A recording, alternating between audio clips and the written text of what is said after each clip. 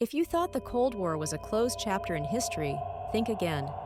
Today, we face a situation that could well be the prelude to a new type of global conflict, dominated by the nuclear threat. And in the center of this geopolitical vortex, we find Vladimir Putin, whose latest move could change the rules of the international game. Before we dive into these turbulent waters, be sure to subscribe to the channel and turn on notifications. You won't want to miss the full analysis of what could be driving a new international crisis. Putin's increasing insistence on upgrading his nuclear arsenal is not only a wake-up call for global security, but also raises questions about the stability of an interconnected world. France's isolated intervention, under Macron's leadership, signals a fracture within NATO and a growing sense of urgency in addressing these threats. But what this move really means for Europe and the rest of the world. France's isolated intervention, under Macron's leadership, signals a fracture within NATO and a growing sense of urgency in addressing these threats. But what does this move really mean for Europe and the rest of the world? As Putin ramps up his rhetoric, his recent State of the Nation speech seems written from a Cold War playbook, with warnings that not only intimidate, but reveal a well-calculated strategy. This strategy aims to consolidate his image as a decisive leader, despite potential internal crises in the economy and society that could test his domestic support. In the current global landscape, Vladimir Putin's decision to expand and modernize Russia's nuclear arsenal is not a detail to be overlooked. This step not only raises immediate international security concerns, but also raises questions about the resilience of an interconnected world order.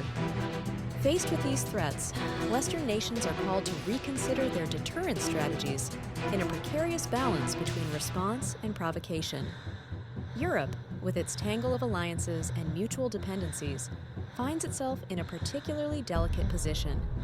The French intervention, with Macron's proposal to send troops as a deterrent measure, reflects a divergence from the common NATO line. This move could be interpreted as a sign of desperation or as a bold attempt to preserve European integrity, demonstrating that Europe is ready to make difficult choices, even at the risk of escalation. Putin's recent State of the Nation speech showed a leader adopting belligerent rhetoric, reminiscent of the Cold War, but with a modern agenda that reflects Russia's current challenges. These messages of strength and determination are bound to strengthen its domestic support, especially as Russia faces significant economic and social challenges. Through these actions, Putin seeks to consolidate his image as a leader capable of defending national interests in a turbulent period. Faced with this explicit display of force on the Russian side, the West finds itself in a complicated position. The traditional containment approach may not be enough to deal with an increasingly assertive Russia.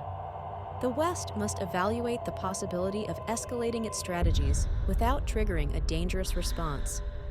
The delicacy of this situation highlights the need for a balanced foreign policy, capable of managing intimidation without accelerating towards direct confrontation.